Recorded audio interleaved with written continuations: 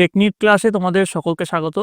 আজকে আমাদের আলোচ্য বিষয় অষ্টম শ্রেণীর প্রথম পর্যায়ক্রমিক মূল্যায়নের ইতিহাসের যে তোমাদের ৩টে চ্যাপ্টার রয়েছে, সেই ৩টে চ্যাপ্টারের প্রশ্ন এবং তার উত্তর। তোমাদের প্রথম পর্যায়ক্রমিক মূল্যায়নে পূর্ণমান থাকবে ৩০, সময় পাবে তোমরা ১ ঘন্টা। তোমাদের দেখো, প্রথম পর্যায়ক্রমিক মূল্যায়নের ৩টে চ্যাপ্টার কি? ইতিহাসের ধারণা, আঞ্চলিক শক্তির উত্থান, ঔপনিবেশিক কর্তৃত্ব প্রতিষ্ঠা। তোমাদের এই যে ভিডিওটা দিচ্ছি, এই ভিডিওটা তোমাদের পরীক্ষার জন্য খুব গুরুত্বপূর্ণ হতে চলেছে। তোমরা এখানে যে প্রশ্ন এবং তার উত্তরগুলো দেওয়া আছে সেগুলো ভালো করে করো, এবং ভিডিওটা ভালো লাগলে অবশ্যই কিন্তু তোমরা কমেন্টে জানাতে ভুলবে না। এই ইতিহাসের ধারণা এই চ্যাপ্টারটা থেকে অনেক কম প্রশ্নই তোমরা পাবে, তবুও তোমাদের এখান থেকে কিছু সাজেশন প্রশ্ন আমি দিয়ে দিচ্ছি। দেখো, প্রথম যে প্রশ্ন, ঠিক উত্তরটি বেছে নাও। প্রশ্ন মান ১, প্রদত্ত কোনটি ভারত ও ইউরোপের ইতিহাসের মধ্যযুগের ঘটনা বা বৈশিষ্ট্য? তো এর মধ্যে যে প্রদত্ত সেটা হচ্ছে ডি, যেটা অপশন আছে, অর্থাৎ সামন্ত প্রথার সূচনা, সেটা হচ্ছে সঠিক উত্তর। পরেরটা, এর মধ্যে কোনটি ইউরোপের ইতিহাসের প্রাচীন যুগের ঘটনা বৈশিষ্ট্য? তো এটা হচ্ছে দাস নির্ভর অর্থনীতি, বি হচ্ছে সঠিক উত্তর। অপশন ছিল সামন্ত প্রথার সূচনা, পুঁজিবাদের উত্থান, গণতন্ত্রের বিকাশ আর দাস নির্ভর অর্থনীতি। উত্তর হবে দাস নির্ভর অর্থনীতি। তারপরে দেখো, প্রদত্ত কোনটি ভারতের ইতিহাসের প্রাচীন যুগের ঘটনা বৈশিষ্ট্য? অপশন ছিল সাম্রাজ্যবাদের সূচনা, যুক্তিবাদী চেতনার বিকাশ, গণতন্ত্রের বিকাশ আর দাস নির্ভর অর্থনীতি। উত্তর হচ্ছে সাম্রাজ্যবাদের সূচনা। তারপর দেখো, প্রদত্ত কোনটি ভারতের ইতিহাসের আধুনিক যুগের বৈশিষ্ট্য বা ঘটনা? গণতন্ত্রের বিকাশ, সাম্রাজ্যবাদের সূচনা, যুক্তিবাদী চেতনার বিকাশ, পুঁজিবাদের উত্থান। এটা হচ্ছে গণতন্ত্রের বিকাশ। ঠিক আছে, তারপরটা দেখো, প্রদত্ত কোনটি ইউরোপের ইতিহাসে আধুনিক যুগের ঘটনা বা বৈশিষ্ট্য? অপশন আছে দেখো, এ পুঁজিবাদের উত্থান, বি গণতন্ত্রের বিকাশ, সি সাম্রাজ্যবাদের সূচনা, ডি যুক্তিবাদী চেতনার বিকাশ। তো এর মধ্যে যেটা সঠিক বিকল্প সেটা হচ্ছে বি, অর্থাৎ এ, বি এবং ডি ঠিক এবং সি ভুল। ঠিক আছে, তারপর দেখো, এবার নিচের প্রশ্নগুলোর উত্তর দাও। এগুলো এসে কিউ দেখো, প্রশ্নের মানে ১ করে আছে, কনস্ট্যান্টিনোপলের পতন কবে হয়েছিল? উত্তর লিখবে 1453 খ্রিস্টাব্দে কনস্ট্যান্টিনোপলের পতন হয়েছিল। তারপরে দেখো, the history of British India গ্রন্থটি কে রচনা করেন? উত্তর লিখবে জেমস মিল। নেক্সট, তারপরে যে প্রশ্ন, 476 খ্রিস্টাব্দে কোন সাম্রাজ্যের পতন হয়েছিল? এর উত্তর তোমরা লিখবে পশ্চিম রোমান সাম্রাজ্যের পতন হয়েছিল।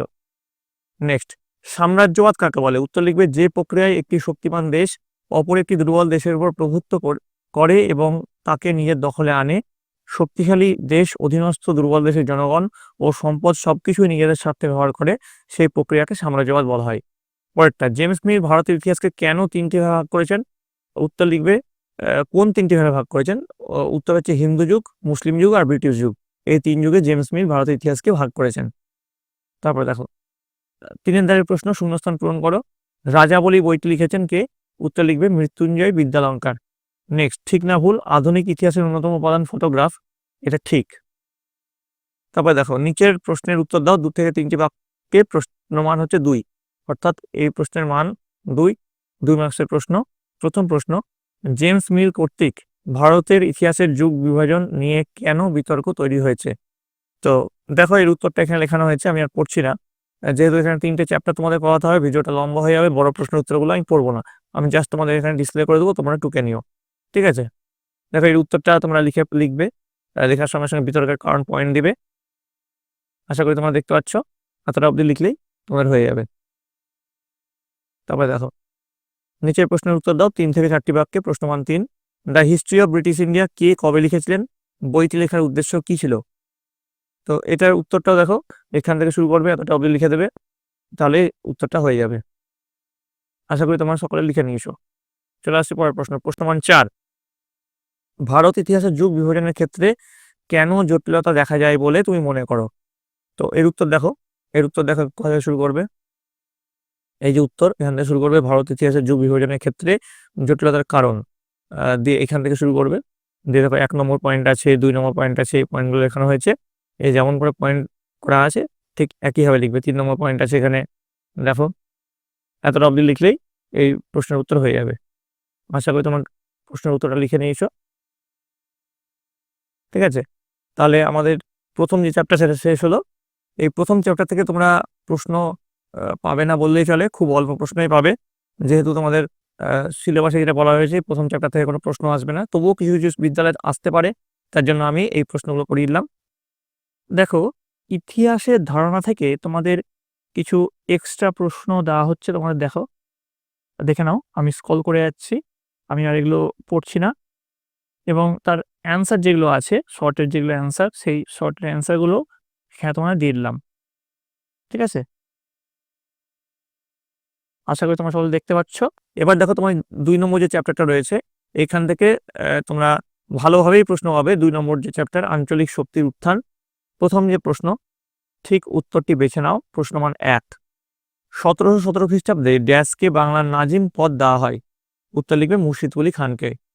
পরের প্রশ্ন, ১৭২২ খ্রিস্টাব্দে ড্যাশের নেতৃত্বে অযোধ্যা একটি স্বশাসিত আঞ্চলিক শক্তি হিসেবে গড়ে ওঠে। উত্তর লিখবে সাদাত খান। ২ নম্বর, শূন্যস্থান পূরণ করো। প্রশ্ন মান ১, হায়দ্রাবাদ রাজ্য প্রতিষ্ঠা করেন কে? উত্তর লিখবে, দেখো এর উত্তরটা আমি হাইলাইট করে দিচ্ছি, মীর কামার উদ্দিন খান সিদ্দিকী। নেক্সট, মুর্শিদ কুলি ড্যাশ খ্রিস্টাব্দে বাংলার নাজিম পদ লাভ করেন। উত্তর হচ্ছে ১৭১৭ খ্রিস্টাব্দে। ৩ নম্বর, বাংলায় ভয়ানক দুর্ভিক্ষ দেখা দিয়েছিল ১৭৭০ খ্রিস্টাব্দে। ঠিক আছে? তো পরবর্তী প্রশ্নে জানার আগে বলে রাখি, তোমাদের এর আগে অষ্টম শ্রেণীর অল সাবজেক্টের ২টো করে সেটের সাজেশন করা হয়ে গেছে। এছাড়াও রায়মার্টিনের বিভিন্ন স্কুলের প্রশ্ন এবং তার উত্তরগুলো করানো হয়েছে। তোমরা যারা দেখোনি, তার জন্য লিঙ্ক ডেসক্রিপশন বক্সে আছে। আর এই যে ভিডিওটা দিচ্ছি, এটা শুধুমাত্র যে কোনো পার্টিকুলার স্কুলের জন্য ইম্পর্টেন্ট তাই নয়, এটা সমস্ত বিদ্যালয়ের জন্য খুব ইম্পর্টেন্ট প্রশ্ন হতে চলেছে। তো তোমরা ভালো করে কিন্তু এই প্রশ্ন উত্তরগুলো করে যাবে। নেক্সট দেখো, অধীনতামূলক মিত্রতা নীতির প্রবর্তন করেন কে? উত্তর হচ্ছে লর্ড ওয়েলেসলি। নেক্সট, ঔরঙ্গজেবের মৃত্যু হয় কত খ্রিস্টাব্দে? ১৭০৭ খ্রিস্টাব্দে। আচ্ছা, একটা স্তম্ভ মিল তোমাদের থাকতে পারে, তো সেখানে যে মিল করে যেটা উত্তরগুলো হবে, দেখো ১৭৫৭ খ্রিস্টাব্দ হচ্ছে পলাশির যুদ্ধ, ১৭৬৪ খ্রিস্টাব্দ হচ্ছে বক্সার যুদ্ধ, তারপরে দেখো ১৭৬৫ হচ্ছে দেওয়ানি অধিকার, তারপরে বাংলার নবাব হচ্ছে সিরাজউদ্দৌলা। ঠিক আছে? এবার দেখো পরেরটা, নিচের প্রশ্নগুলোর উত্তর লেখো ৪ থেকে ৫টি শব্দ বা একটি বাক্যের মধ্যে। প্রশ্ন মান ১, এগুলো হচ্ছে এসএকিউ। প্রথম যে প্রশ্ন চলে আসছে, দেখো, দেওয়ানি লাভের মধ্য দিয়ে কোম্পানি কি কি অধিকার আদায় করেছিল? উত্তর লিখবে ১৭৬৫ খ্রিস্টাব্দে ইংরেজ ইস্ট ইন্ডিয়া কোম্পানি দেওয়ানি লাভের মধ্য দিয়ে বাংলা, বিহার ও উড়িষ্যার দেওয়ানি বা রাজস্ব আদায়ের অধিকার লাভ করে। ২ নম্বর, কোন বাংলা নবাব বাংলার রাজধানী হিসেবে বেছে নিয়েছিলেন মুঙ্গেরকে? উত্তর হচ্ছে মীর কাসিম। ৩ নম্বর, সত্যবিলোপ নীতি প্রয়োগ করে কোম্পানি কোন রাজ্যগুলি দখল করে? উত্তর লিখবে সাতারা, ঝাঁসি, নাগপুর, সম্বলপুর, জয়পুর, সম্বলপুর, ভগৎ আর উদয়পুর। নেক্সট, কোম্পানি ও মহীশূরের মধ্যে কতগুলি যুদ্ধ হয়েছিল? উত্তর লিখবে ৪টি যুদ্ধ হয়েছিল। এবার দেখো চলে আসছে নেক্সট প্রশ্ন, নিচের প্রশ্নগুলোর উত্তর দাও ২ থেকে ৩টি বাক্যের মধ্যে। প্রশ্ন মান আছে ২ করে। সলবাইয়ের সন্ধি কত খ্রিস্টাব্দে কাদের মধ্যে স্বাক্ষরিত হয়? এই সন্ধির একটি ফলাফল লেখো। উত্তর লিখবে সলবাইয়ের সন্ধি ১৭৮২ খ্রিস্টাব্দে ব্রিটিশ ইস্ট ইন্ডিয়া কোম্পানি ও মারাঠাদের মধ্যে স্বাক্ষরিত হয়। আর ফলাফল কি লিখবে? শিশু মাধবরাও নারায়ণ পেশোয়া হিসেবে স্বীকৃত হন, রঘুনাথ রাওকে বৃত্তি দেওয়া হয় এবং সলসেট ও বেসিন ইংরেজদের হাতে থাকে। ২ নম্বর, বেসিনের সন্ধি কত খ্রিস্টাব্দে কাদের মধ্যে স্বাক্ষরিত হয়? এই সন্ধির একটি ফলাফল লেখো। উত্তর লিখবে বেসিনের সন্ধি ১৮০২ খ্রিস্টাব্দে ব্রিটিশ ইস্ট ইন্ডিয়া কোম্পানি ও পেশোয়া দ্বিতীয় বাজিরাওয়ের মধ্যে স্বাক্ষরিত হয়। আর ফলাফল কি লিখবে? পেশোয়া দরবারে ব্রিটিশ রেসিডেন্ট ঘোষণা হয়। নেক্সট, লাহোরের সন্ধি কত খ্রিস্টাব্দে কাদের মধ্যে স্বাক্ষরিত হয়? এই সন্ধির একটি ফলাফল, লাহোরের সন্ধি ১৮৪৬ খ্রিস্টাব্দে ব্রিটিশ ইস্ট ইন্ডিয়া কোম্পানি ও শিখদের মধ্যে স্বাক্ষরিত হয়েছিল। আর ফলাফল কি লিখবে? শিখরা শতদ্রু নদীর দক্ষিণ অঞ্চল জলন্ধর দোয়াব ব্রিটিশদের ছেড়ে দিতে বাধ্য হয়। তারপরে দেখো ৬ নম্বর, নিচের প্রশ্নের উত্তর দাও ৪-৫ থেকে ৫টি বাক্যের মধ্যে। প্রশ্ন মান আছে ৩, ফারুকসিয়ারের ফরমানে ব্রিটিশ ইস্ট ইন্ডিয়া কোম্পানিকে কি কি অধিকার দেওয়া হয়েছিল? তো উত্তর লিখবে ফারুকসিয়ারের ফরমানে ব্রিটিশ ইস্ট ইন্ডিয়া কোম্পানিকে নিম্নলিখিত অধিকারগুলি দেওয়া হয়েছিল। ব্রিটিশ ইস্ট ইন্ডিয়া কোম্পানিকে বছরে মাত্র ৩,০০০ টাকার বিনিময়ে বাংলায় বিনা শুল্কে বাণিজ্যের অধিকার প্রদান করা হয়।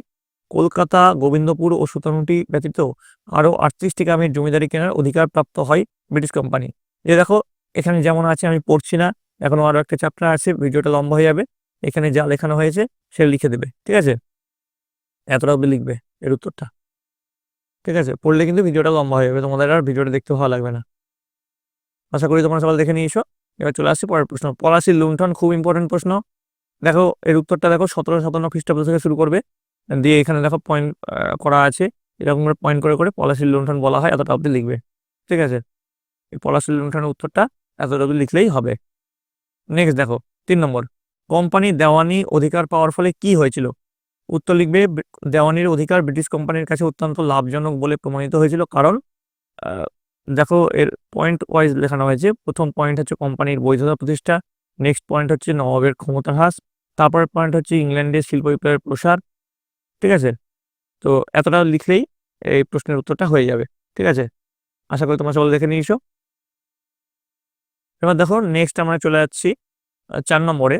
কোন গভর্নর জেনারেল কত খ্রিস্টাব্দে অধীনতামূলক মিত্রতা নীতি প্রবর্তন করেন? এই নীতির দ্বারা প্রভাবিত দুটি রাজ্যের নাম লেখো আর অধীনতামূলক মিত্রতা নীতির দুটি মূল নীতি উল্লেখ করো। তো বাংলার গভর্নর জেনারেল লর্ড ওয়েলেসলি 1798 খ্রিস্টাব্দে অধীনতামূলক মিত্রতা নীতি প্রবর্তন করেন।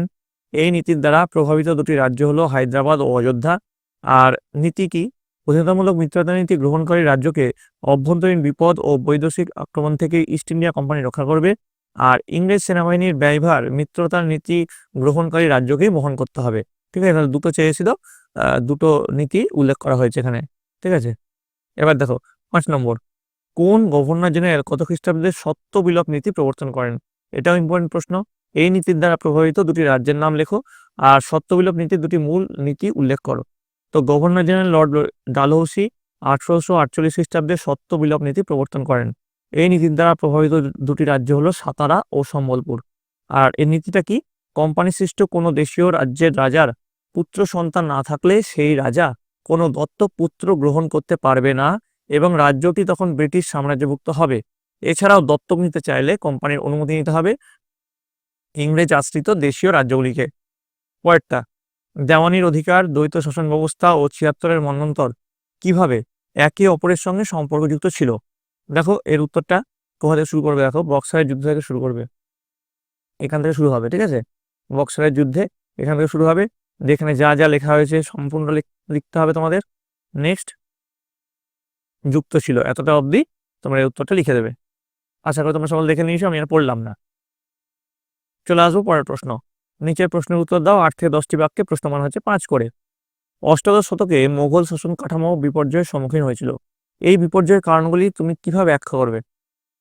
তো কেন মোগল সাম্রাজ্যের পতন হয়েছিল তার উত্তরটাও কিন্তু এখান থেকে লেখা যাবে।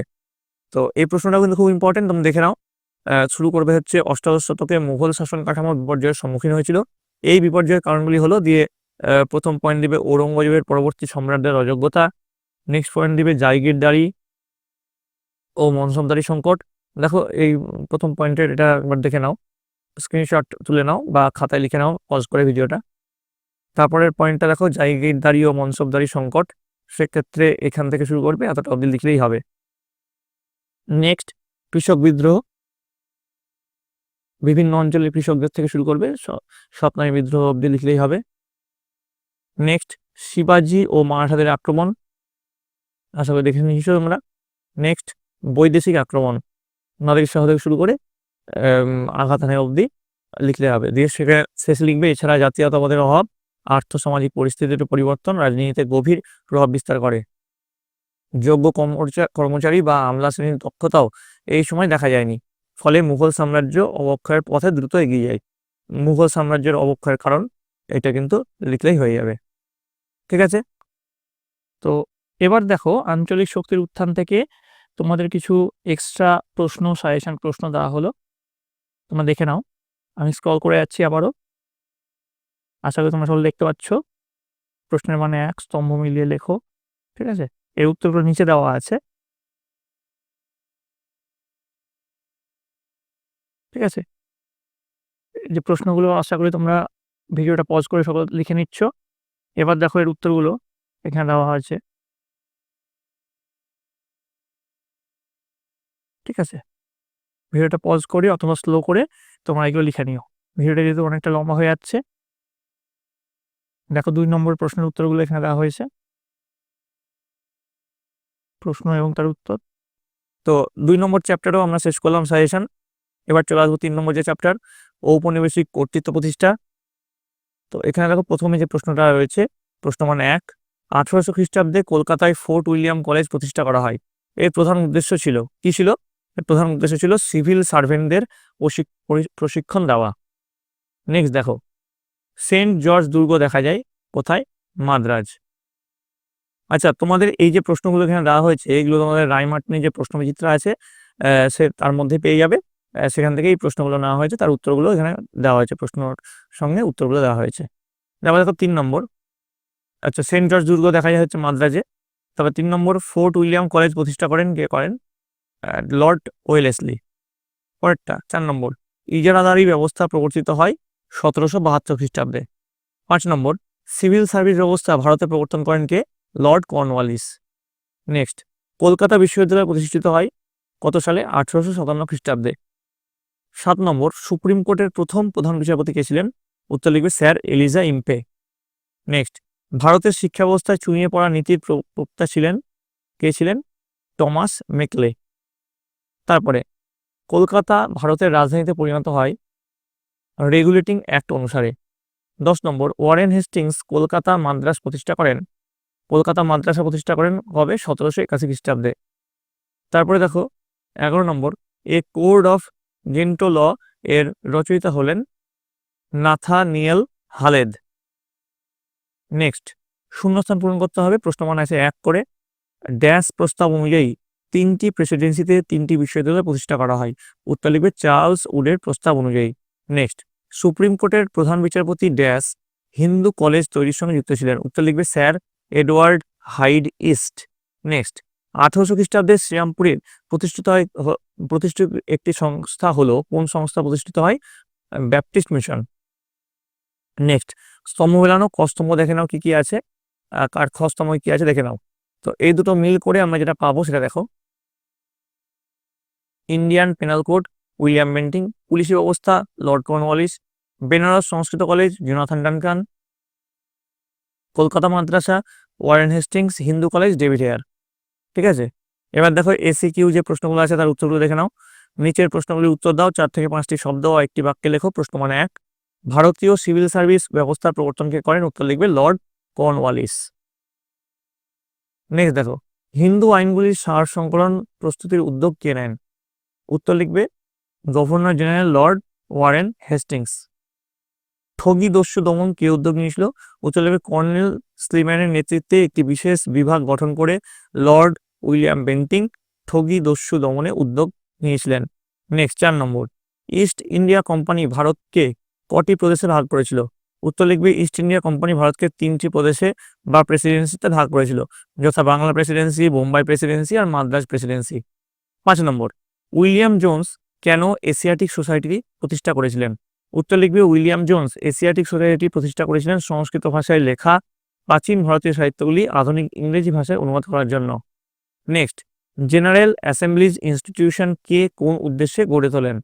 উত্তর লিখবে স্কটিশ মিশনারি সোসাইটির সদস্য আলেকজান্ডার ডাফ ভারতীয়দের মধ্যে পাশ্চাত্য শিক্ষার প্রসার ঘটানোর উদ্দেশ্যে জেনারেল অ্যাসেম্বলিজ ইনস্টিটিউশন গড়ে তোলেন।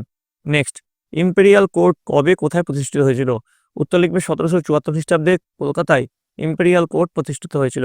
8 নম্বর হিন্দু কলেজ প্রতিষ্ঠায় উদ্যোগ নিয়েছিলেন এমন কয়েকজন ব্যক্তির নাম লেখো। কে? David Hare, sir Edward Hyde East এবং রাজা রামমোহন রায়। 1773 খ্রিস্টাব্দে ব্রিটেনের পার্লামেন্টে পাশ হয় কোন আইন? উত্তর হয় রেগুলেটিং আইন পাশ হয়। নেক্সট এশিয়াটিক সোসাইটি প্রতিষ্ঠা করেন কে? উত্তর লিখবে উইলিয়াম জোন্স। নেক্সট 11 1854 খ্রিস্টাব্দে শিক্ষা সংক্রান্ত প্রতিবেদন পাশ করেন কে? উত্তর লিখবে চার্লস উড। তারপর একটা মেকলে শিক্ষা সংক্রান্ত প্রতিবেদন পেশ করেন কত খ্রিস্টাব্দে? 1835 খ্রিস্টাব্দে। আচ্ছা দেখের প্রশ্ন, নিচের প্রশ্নগুলির উত্তর দাও 2 থেকে 3টি বাক্যে। প্রশ্নমান 2 পিটের ভারত শাসন আইন কেন গুরুত্বপূর্ণ ছিল? তো দেখো পিটের ভারত শাসন আইন প্রচলনের গুরুত্ব সেটা তোমরা এখান থেকে লেখা শুরু করবে। দেখো এই পয়েন্ট ওয়াইজ এখানে দেওয়া হয়েছে, ঠিক আছে, যেমন করে এখানে পয়েন্ট ওয়াইজ দেওয়া হয়েছে তেমন করে লিখবে। আমি পড়লাম না, পড়লে কিন্তু ভিডিওটা লম্বা হয়ে যাবে, ইতিমধ্যে অনেকটাই লম্বা হয়ে গেছে তোমাদের এই ভিডিওটা, ঠিক আছে। এতটা অবধি লিখলেই চলতে বাধ্য, এতটা অবধি লিখলেই হবে, ঠিক আছে। চলে আসছি পরের প্রশ্ন। দেখো উডস জেসপেসের শিক্ষা সংক্রান্ত কি কি প্রস্তাব ছিল? খুব ইম্পর্টেন্ট প্রশ্ন। দেখো এখান থেকে শুরু করবে 1854 খ্রিস্টাব্দ থেকে শুরু করবে, গ্রহণ করা হয়, এতটা অবধি লিখলেই কিন্তু এটা হয়ে যাবে। নেক্সট দেখো 3 নম্বরে চলে আসছি, মেকলের শিক্ষা সংক্রান্ত প্রতিবেদনের মূল বক্তব্য কি ছিল? দেখো এর উত্তরটা এখান থেকে শুরু করবে 1835 থেকে শুরু করবে, এতটা অবধি লিখবে। আশা করি তোমরা সবাই লিখে নিয়েছো। চলে যাও পরের প্রশ্ন, কেন ব্রিটিশ পার্লামেন্টে রেগুলেটিং অ্যাক্ট পাস করানো হয়েছিল?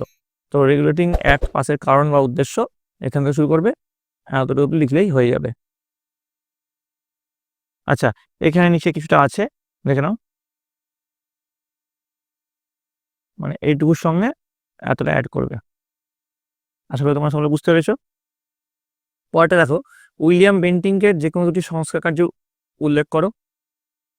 তো দেখো এখানে শুরু করে দুটি সংস্কার কার্য পয়েন্ট দেবে, প্রশাসনিক সংস্কার আর সামাজিক সংস্কার। এই দুটো সংস্কার তোমরা লিখবে। আশা করি তোমরা লিখে নিয়েছো, নিশ্চিহ্ন করেন অব্দি তোমরা লিখলে তোমাদের এটা হয়ে যাবে। এবার দেখো চলে আসছি 6 নম্বরে, শিক্ষার প্রসারে উইলিয়াম কেরি কি ভূমিকা নিয়েছিলেন? উত্তর লিখবে শিক্ষা প্রসারে উইলিয়াম কেরি ভূমিকা, দিয়ে লিখবে শ্রীরামপুরের মিশনারিদের মধ্যে সব থেকে উল্লেখযোগ্য ছিলেন উইলিয়াম কেরি। তিনি ভারতীয় মহাকাব্যগুলি ইংরেজি ভাষায় অনুবাদ করেন। তাছাড়া বাইবেলের একটি অংশকে বিভিন্ন ভারতীয় ভাষায় অনুবাদ করেছিলেন কেরি। 1778 খ্রিস্টাব্দে হালেদের লেখা বাংলা ব্যাকরণ বিষয়ক বইটিকেও সম্পাদনা করে প্রকাশ করেছিলেন তিনি। এবার দেখো 6 দাগের প্রশ্ন, নিচের প্রশ্নগুলির উত্তর লেখো। 4-5টি বাক্যের মধ্যে প্রশ্নমান আছে 3 করে। কে কি উদ্দেশ্যে সিভিল সার্ভিস চালু করেন? ঠিক আছে, শুরু করবে এখান থেকে। প্রথম যে প্রশ্নের উত্তর, কে? লর্ড কর্নওয়ালিস ভারতে সিভিল সার্ভিস চালু করেন। আর কি উদ্দেশ্যে সেটা আমরা এখান থেকে শুরু করবে। দেখো এখান থেকে শুরু করলে আশা করি দেখে নিয়েছো। তারপরে দেখো চলে আসছি, এতটা অবধি লিখলেই এই উত্তরটা হয়ে যাবে। আশা করি তোমরা সকলে দেখে নিয়েছো। চলে আসছি পরের প্রশ্ন, ব্যাপটিস্ট মিশন শিক্ষার প্রসারে কেমন ভূমিকা পালন করেছিল? খুব গুরুত্বপূর্ণ প্রশ্ন। 1800 খ্রিস্টাব্দে এখানে লেখা শুরু করবে, দিয়ে পাশ্চাত্য শিক্ষা লাভের সুযোগ পায়। এতটা অবধি লিখলেই হয়ে যাবে। ঠিক আছে, এবার 3 নম্বরে চলে আসছি, কোন প্রশাসকের আমলে 1773 থেকে 1781 খ্রিস্টাব্দের মধ্যে দেওয়ানি বিচার ব্যবস্থার কয়েকটি পরিবর্তন ঘটে? তার অন্যান্য দুটি উদ্যোগ সম্পর্কে লেখো। 1+2 আছে এখানে। ঠিক আছে, প্রথম যে উত্তরটা সেটা হচ্ছে লর্ড ওয়ারেন হেস্টিংসের আমলে 1773 থেকে 1781 খ্রিস্টাব্দের মধ্যে দেওয়ানি বিচার ব্যবস্থার কয়েকটি পরিবর্তন ঘটে। আর অন্যান্য দুটি উদ্যোগ কি? 1, বিচার বিভাগের সব আদেশ লিখে রাখার ব্যবস্থা করা হয়। অভিযোগ উত্থাপনের সময়সীমা নির্দিষ্ট হয় এবং বিচারকদের বেতনদানের ব্যবস্থা করা হয়। 2, সব দেওয়ানি আদালতগুলিকে একই আইনের অধীনে আনার চেষ্টা করা হয়। 4 নম্বর দেখো, কোন প্রশাসকের আমলে দেওয়ানি সংক্রান্ত বিচার ও রাজস্ব আদায়ের দায়িত্ব আলাদা করা হয়? তার অন্যান্য দুটি উদ্যোগ সম্পর্কে লেখো। এখানেও কিন্তু 1+2 আছে। উত্তর হচ্ছে লর্ড কর্নওয়ালিসের আমলে। আর তারপরে অন্যান্য দুটি যে উদ্যোগ আছে দেখো, এই যে অন্যান্য দুটি উদ্যোগ, সেটা তোমরা এখান থেকে শুরু করবে, এতটা অবধি লিখবে। ঠিক আছে, স্থান ছিল না, কোনো স্থান ছিল না, এতটা অবধি লিখবে। আশা করি তোমরা সকলে দেখে নিয়েছো। চলে আসছি পরের প্রশ্ন, 5 নম্বর, কোন প্রশাসক প্রশাসনিক ব্যয় কমাতে চাইছিলেন? তার অন্যান্য দুটি উদ্যোগ সম্পর্কে লেখো। এটাও কিন্তু 1+2। তো কে কমাতে চেয়েছিলেন? Governor general lord William Bentinck. আর অন্যান্য দুটি উদ্যোগ দেখো, এখানে দুটি পয়েন্ট দেওয়া হয়েছে, দুটি পয়েন্ট তোমরা লিখে নেবে সুন্দর করে। আচ্ছা, এই প্রশ্নগুলো যেগুলো আমি করাচ্ছি সেগুলো কিন্তু খাতায় সুন্দর করে লিখবে, দিয়ে মুখস্থ করবে। এবং সর্বোপরি তোমরা আগে তোমাদের বইটা খুঁটিয়ে পড়বে। বইটা না খুঁটিয়ে পড়ে এই প্রশ্নগুলো করতে যেও না, তাহলে কিন্তু কোনো লাভ হবে না। আগে বইটা ভালো করে খুঁটিয়ে পড়বে, তারপরে এই প্রশ্নগুলো উত্তরগুলো প্র্যাকটিস করো, দেখবে তোমাদের পরীক্ষায় সাফল্য নিশ্চিত। আর এর পরবর্তীতে কোন সাবজেক্টের তোমরা এরকম ভিডিও চাও বা সাজেশন সেট চাও সেটা লিখে জানাবে কমেন্টে, তোমাদের বিদ্যালয়ের নাম এবং তোমরা কে কোন জেলা থেকে দেখছো সেটা লিখতে ভুলবে না। দেখো পরের প্রশ্ন, নিচের প্রশ্নের উত্তর দাও। 8 থেকে 10টি বাক্যের মধ্যে প্রশ্নমান 5, জমি জরিপ ও রাজস্ব নির্ণয়ের ক্ষেত্রে ঔপনিবেশিক প্রশাসন কি কি পদক্ষেপ নিয়েছিল? উত্তর লিখবে ভারতের ঔপনিবেশিক শাসন কাঠামোয় রাজস্ব সংক্রান্ত যে নানাবিধ পরীক্ষা নিরীক্ষা চলেছিল, তার মধ্যে জমি জরিপ ও তার ভিত্তিতে রাজস্ব নির্ধারণের প্রক্রিয়াটি ছিল সর্বাধিক গুরুত্বপূর্ণ। দিয়ে পয়েন্ট করবে কোম্পানির শাসনকালে জমি জরিপ সংক্রান্ত ব্যবস্থা, দিয়ে লিখবে কোম্পানির আমলে জমি জরিপ সংক্রান্ত বিভিন্ন ব্যবস্থাগুলি হলো, দিয়ে প্রথম পয়েন্ট লিখবে নতুন জমিদারি এলাকার মাপজোক। দিয়ে দেখো 1797 থেকে এই যে করেন হগ ক্যামেরন, এতটা অবধি লিখলে এই পয়েন্টটা শেষ হবে। নেক্সট পয়েন্ট লিখবে নদীপথ জরিপ, দিয়ে যে শুরু করবে 1767 থেকে শুরু করবে, দিয়ে করেছিলেন অবধি লিখবে, তাহলে নদীপথ জরিপ পয়েন্ট লেখা হয়ে যাবে। নেক্সট কমিটি অফ রেভিনিউ গঠন। ঠিক আছে, 1764 থেকে খ্রিস্টাব্দের পর থেকে এখান থেকে লেখা শুরু করবে। ঠিক আছে, তারপরে দেখো এই দেখাশোনা করতে থাকে, এই অবধি লিখলে কিন্তু ওই পয়েন্টটা হয়ে যাচ্ছে। নেক্সট ইজারাদারি ব্যবস্থা, সেটা 1772 খ্রিস্টাব্দে ওয়ারেন হেস্টিংসের নদিয়া জেলার একটি নতুন ভূমি রাজস্ব বন্দোবস্ত চালু করেন, এখান থেকে লেখা শুরু করবে, দিয়ে পাঁচশালা বন্দোবস্ত বলা হতো, এতটুকু লিখবে। আচ্ছা, তোমাদের পরীক্ষায় আসতে পারে পাঁচশালা বন্দোবস্ত। যদি পাঁচশালা বন্দোবস্ত আসে, খুব ইম্পর্টেন্ট প্রশ্ন, তো পাঁচশালা বন্দোবস্ত এখান থেকে লিখলেই কিন্তু তোমাদের হয়ে যাবে। ঠিক আছে, এই যে পাঁচশালা বন্দোবস্ত, এটাও কিন্তু খুব গুরুত্বপূর্ণ প্রশ্ন। দিয়ে এই প্রশ্নের উত্তরটা এতটা অবধি লিখবে, দিয়ে তাহলে এই প্রশ্নের উত্তরটা শেষ হবে। ঠিক আছে? দেখো, তোমাদের এই যেটা করালাম ঔপনিবেশিক কর্তৃত্ব প্রতিষ্ঠা, তার কিছু এক্সট্রা প্রশ্ন এবং তার উত্তর দেখে নাও। প্রথমে দেখো তোমাদের প্রশ্নগুলো এখানে দেওয়া হয়েছে, এমসিকিউ প্রশ্নগুলো। তোমরা প্রশ্নগুলো আগে একবার টুকে নাও খাতাতে। আশা করি তোমরা সকলে দেখে নিচ্ছ। ভিডিওটা একটু স্লো করে দেখে নাও। এরপরে এর উত্তরগুলো তোমার দিচ্ছি আমি। এ দেখো 3 অথবা 5 মার্কসের প্রশ্ন কিছু, এগুলো কিন্তু খুব ইম্পর্টেন্ট, প্রত্যেক কটা কিন্তু করে যাবে। এবার দেখো এর উত্তরগুলো দেখে নাও তোমরা। এমসিকিউর উত্তরগুলো দেখে নাও। শূন্যস্থান পূরণের উত্তর আছে। ঠিক আছে? আশা করি তোমরা সকলে দেখে নিয়েছো। এর মধ্যে যদি তোমাদের কোনো প্রশ্নের উত্তর তোমাদের বুঝতে সমস্যা হয়, তাহলে অবশ্যই কিন্তু কমেন্ট করে জানাবে। আমি সেই উত্তরটা তোমাদের কমেন্ট বক্সে আমি দিয়ে দেবো। ঠিক আছে? আশা করি তোমরা এই ভিডিওটা করার পরে তোমাদের পরীক্ষার কনফিডেন্স লেভেলটা অনেকটাই বেড়েছে। আশা করি তোমাদের পরীক্ষা সকলের খুব ভালো হবে। তোমরা সকলে মন দিয়ে পড়াশোনা করো। তোমরা সকলে ভালো থাকবে, তোমরা সকলে সুস্থ থাকবে।